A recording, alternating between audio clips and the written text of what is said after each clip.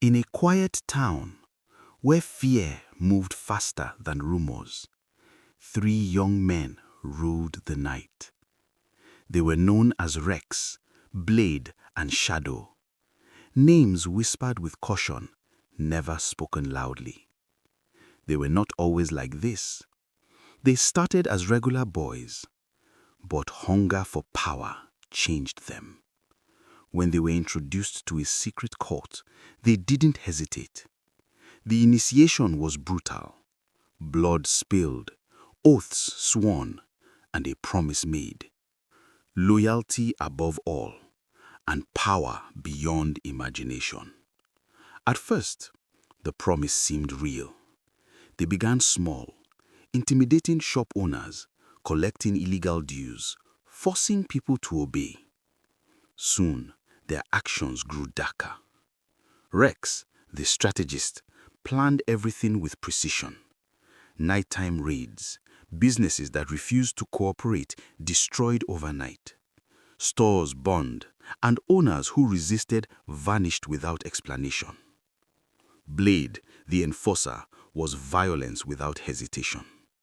He beat victims in public just to send a message. There were nights he dragged people into alleyways, leaving them broken, barely alive. His name alone was enough to silence entire streets. And then there was Shadow. Quiet, watchful, dangerous. He handled the hidden side, kidnappings, silent threats, people who simply disappeared. If someone crossed them and was never seen again, people knew Shadow was involved. Together, they built an empire of fear. Politicians secretly paid them. Businessmen bowed. Even the police stayed away. They believed they were untouchable. But power built on darkness never lasts. The first signs came quietly. Rex began seeing things, a figure standing in corners, watching him, saying nothing. Blade started hearing voices calling his name, even in crowded places. Shadow stopped sleeping entirely, sensing something closing in. They ignored it. Instead, they went deeper. One night, they kidnapped a man who refused to give up his land. He begged, cried, promised everything, but they showed no mercy. They left him in a condition no one could recognize. That was the night everything changed. After that, nothing felt normal again. Blade was the first to fall. What should have been a simple operation turned into chaos. He got separated. The streets he once controlled felt unfamiliar. Witnesses said he was running, not from people, but from something unseen. By morning, his body was found. No wounds that made sense, no clear cause, just a face frozen in pure terror. Rex refused to accept it. He became aggressive, paranoid, unstable. The figure from his dreams followed him, even in daylight. It whispered, reminded him of the oath. One night, Rex ran into the streets screaming, arguing with something no one else could see.